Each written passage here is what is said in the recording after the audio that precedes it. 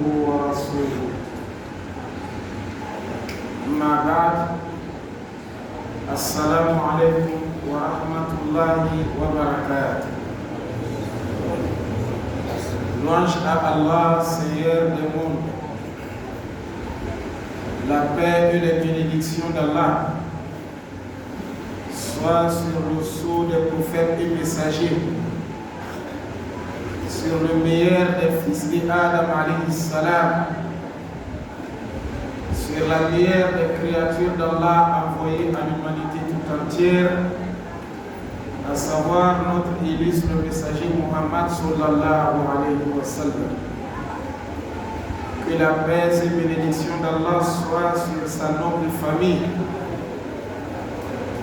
sur ses vertueux compagnons, ainsi que sur tout prophète envoyé véritablement par Allah et les croyants suiveurs de ces prophètes jusqu'au jour de la rétribution. Cela étant, chers frères en islam, nous sommes dans une nuit exceptionnelle, à savoir la nuit du 27. C'est vrai que la date exacte de la nuit de la destinée n'a pas été connue, mais il y a quand même une particularité dans les nuits impaires, à savoir la nuit du 21, 23, 25, 27 et 29. Il y a encore une particularité dans la nuit du 27 que nous sommes. Jusqu'au point, il y a eu même parmi les compagnons du prophète, celui-là qui a juré pour dire que la nuit de la destinée que nous cherchons, c'est la nuit du 27. Par rapport aux preuves qu'il a pu réunir, il dit sans doute c'est la nuit du 27. Donc nous sommes dans une nuit exceptionnelle. Sur toutes les 10 dernières nuits, la nuit du 27 quand même a une particularité. C'est la raison qui fait que nous devons multiplier les invocations. Dans cette nuit précise, il faut s'adresser à son Créateur. Il faut lui montrer ses problèmes. Il faut présenter des projets. Il ne faut pas douter d'appeler Allah. Car Allah subhanahu wa ta'ala, il dit à son messager: lorsque mes serviteurs t'interrogent à mon sujet, je suis tout prêt. Je réponds à celui qui m'invoque. Donc il est demandé à chacun de nous de multiplier les invocations dans cette nuit précise. À la tête de ces invocations, nous avons Allahumma innaka afuwwun tuhibbul afwa fa'fu anni. Allahumma innaka afuwwun tuhibbul afwa fa'fu anni. Allahumma innaka afuwwun tuhibbul afwa fa'fu anni. Oh mon Seigneur, c'est vrai que tu es le pardonneur, tu aimes le pardon, pardonne-moi. Oh mon Seigneur, c'est vrai que tu es le grand pardonneur, tu aimes le pardon, alors pardonne-moi. Ça peut se dire en arabe, ça peut se dire dans n'importe quelle langue. C'est le cadeau que le messager a offert à son épouse Aïcha radiallahu ta'ala anha, qui est bénéfique pour toute sa communauté. Alors, chers frères en islam, il ne nous reste peut-être que 3 jours pour terminer le mois du Ramadan. À savoir, le samedi, dimanche et lundi. Le mardi pourra être le jour de la fête. À défaut, ça sera le mercredi. Et lorsque la fête se pointe à l'horizon, nous avons aussitôt 3 choses devant nous, à savoir la zakat al-fitr, ainsi que l'accomplissement de la prière du jour de la fête et les 6 jours qui vont suivre le mois du Ramadan. Voilà pourquoi nous parlons brièvement de la zakat al-fitr aujourd'hui. La zakat al-fitr, c'est une aumône obligatoire. C'est obligatoire sur tous les musulmans et musulmanes qui ont déjà leur provision du jour de la fête. Ça veut dire que ça n'a pas besoin d'être riche. Anas bin Malik, qui était le travailleur du prophète, qui a servi le prophète pendant 10 ans. Et il a profité au cours de ces années pour raconter les hadiths du prophète. Il nous dit que le messager d'Allah a obligé la zakat al-fitr sur tous les hommes, femmes, mineurs, majeurs, esclaves et l'homme libre. Tous ceux-là doivent s'acquitter de leur zakat al-fitr. La zakat al-fitr, surtout le père de famille, celui-là qui gère un foyer, il gère une maison, ceux qui sont sous sa charge, les gens à qui lui il donne à manger, les gens qu'il nourrit, il doit donner la zakat al-fitr dans son compte ainsi que dans le compte de tous ces gens. S'il a une femme, il a 2 femmes, il a 3 femmes, il a 4 femmes, c'est lui qui doit donner la zakat al-fitr de ses femmes. S'il a un enfant, 2 enfants, 3 enfants, ainsi de suite, il doit s'acquitter de la zakat al-fitr des enfants. Tous ceux qui vont terminer le mois de Ramadan, il est obligé de s'acquitter de la zakat al-fitr de ses fidèles. Mais celui qui n'est plus en vie, on ne donne pas la zakat al-fitr dans son compte. Tu as ton père décédé, on ne te demande pas de donner la zakat al-fitr de ton père. Ta mère n'est plus, tu ne donnes pas la zakat al-fitr de ta maman. Tu as un enfant qui est décédé avant le mois de Ramadan, ou soit en plein mois de Ramadan, mais avant la fin du mois de Ramadan, on ne te demande pas de donner la zakat al-fitr dans son compte. Mais tous ceux qui vont terminer le mois de Ramadan, il faut donner la zakat al-fitr en tenant compte de la valeur. Et la valeur est de 2,5 kg. 2,5 kg de céréales. Nous pouvons prendre compte du riz qui est plus consommé dans notre localité, ou bien dans notre pays, ou bien dans la zone même que nous vivons. Donc 2 kg de riz est la part d'un musulman. Si tu en as 2, 3, 4, il faut multiplier les 2,5 kg. Les riz n'ont pas le même prix. Il se trouve qu'il y a des riz qui sont plus chers et d'autres riz sont plus moins chers. Mais nous prenons la valeur du riz moyen, qui n'est pas trop moins cher, qui n'est pas aussi trop cher. Dont le kilo coûte 500 francs. 2 kilos fait 1000 francs. Les 2,5 kg nous donnent 1250 francs. C'est ce riz-là que nous prenons pour donner la valeur de la zakat al-fitr. Tu as le riz, tu donnes aux pauvres de tes alentours.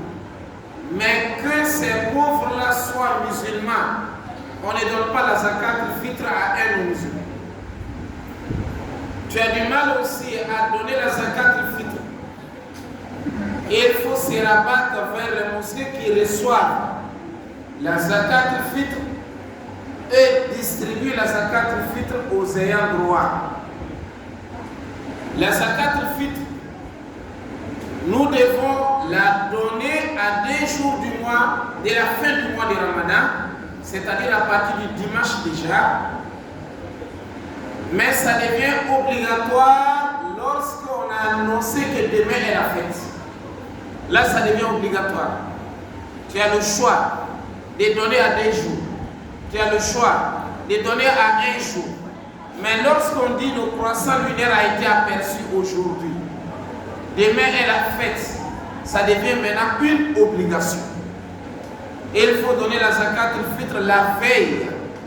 Ou bien tu donnes la zakat al-fitr le matin, mais avant d'aller à la prière. Celui qui donne la zakat al-fitr avant d'aller à la prière, c'est une zakat al-fitr acceptée. Mais celui qui va prier, il revient et donne la zakat al-fitr, c'est un sacrifice ordinaire qui a perdu sa valeur. La zakat al-fitr, nous avons dit, c'est 2,5 kg en céréales, qui nous donne la valeur de 1250 francs. Est-ce qu'on peut donner la zakat al-fitr en argent? Ça, c'est un sujet de divergence. Mais notre position à nous est qu'on peut donner la zakat al-fitr en argent. Tu vas calculer 1250 par personne. Tu vas totaliser et donner leur zakat al-fitr, soit à un seul pauvre, soit à plusieurs pauvres. Toutes les 2 façons sont acceptées. La zakat al-fitr peut se donner en argent pour des raisons. Parmi ces raisons, nous avons des savants, parmi lesquels il y a même un imam de Ahl Sunnah wal Jama'a qui est Abu Hanifa, l'un des 4 imams que les musulmans suivent, qui a validé cela. Il y a Sufyan al-Thawri qui a validé cela. Il y a Omar ibn Abdul Aziz qui a validé cela, comme d'autres savants. Car la zakat al-fitr, lorsque nous regardons, elle a été obligée. Pourquoi? La zakat al-fitr a été obligée sur les musulmans pour des raisons fondamentales. La première raison, ça va purifier tes jeûnes. Tu as jeûné pendant 1 mois. Tu as commis des erreurs. Tu as fait des manquements. Le jeûne d'1 mois va monter vers Allah à la fin du mois de Ramadan. Les erreurs seront en ce moment annulées par Allah. Ton jeûne sera purifié par Allah, filtré par Allah, et ça va monter vers Allah subhanahu wa ta'ala proprement. C'est la zakat al-fitr qui va nettoyer le jeûne. La zakat al-fitr est un peu comme celui qui a prié au cours de sa prière, a eu à manquer des actes de la prière. Il va se rattraper avec sujoud qabli ou bien sujoud ba'da salam ou bien qabla salam. Cela va réparer sa prière. Alors la zakat al-fitr également répare les erreurs de nos jeûnes. Ça, c'est la première raison. La deuxième raison, la zakat al-fitr va servir aux pauvres de manifester leur joie le jour de la fête.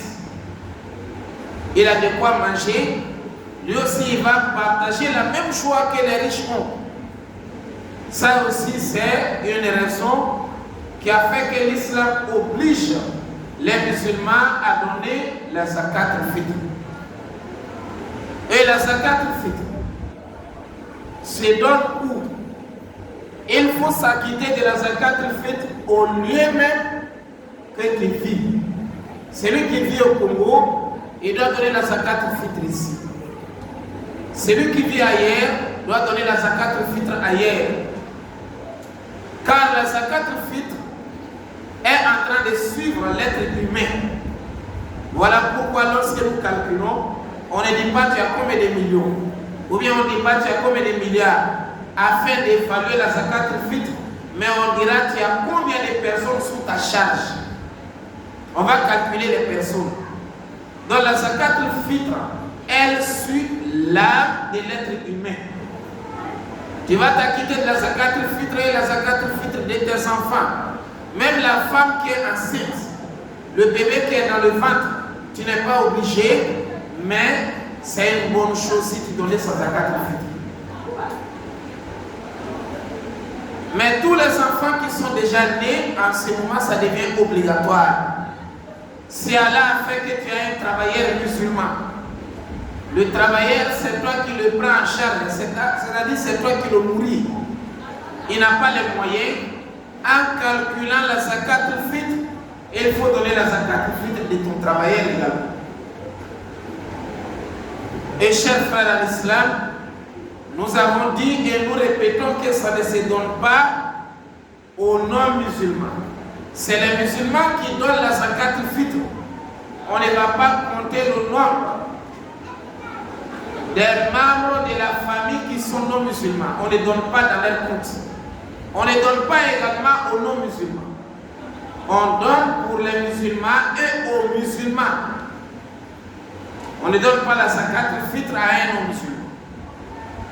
Alors, chers frères en islam, voilà un peu ce qu'on avait à dire au sujet de la zakat al-fitr.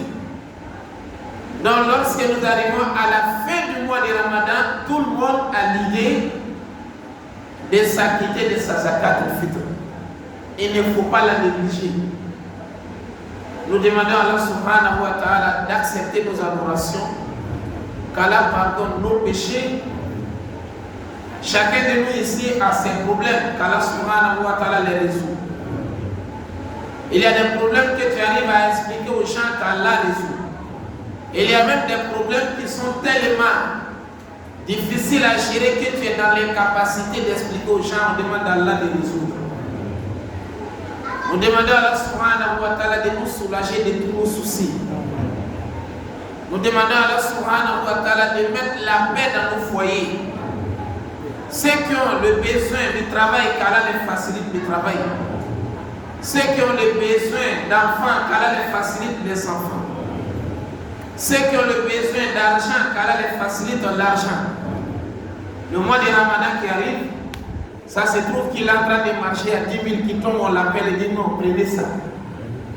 Tellement qu'il a eu beaucoup, alors il s'occupe même plus de 10 000, qu'Allah fasse cela. Qu'Allah facilite la visite de sa maison sacrée à tous les bons musulmans. Et nos frères et sœurs qui se sont rendus à la Mecque, qu'Allah les ramène sains et saufs. Qu'ils puissent revenir nous trouver aussi dans les bonnes conditions. Les adorations, qu'Allah les accepte.